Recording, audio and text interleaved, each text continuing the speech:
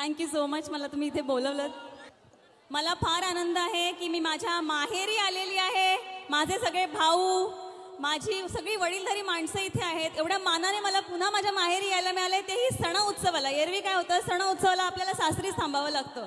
पण आज मला वाटतं ही माझ्या आयुष्यातली पहिली दही अंडी आहे, ज्यावेळेला मी माझ्या मुरबाडला, माझ्या माहेरच्या मातीत आहे. मला खूप आनंद होतोय. आणि मी आज काही पदर बिदर घ्यायचे नाही बरं का. मी घरी आले, माहेर घरी नाही, सासरवाशी नाही. मी काही डोक्यावर पदर घेईन ना, मग तुमच्याशी बोलल. आले असते कांदीच मी सकाळच्याच पारशे उठलेले ना, सगळा शानगोडा केला. आम्ही निघणारच तेवढ्यात कोण आली संतेजास. मग तिचा कुठाना लागलं माहिती तुम्हाला किती टाइम लागते त्या झाला ना. तेवढ्यात आवरले आलं ना. यो फोन घे बा माझा.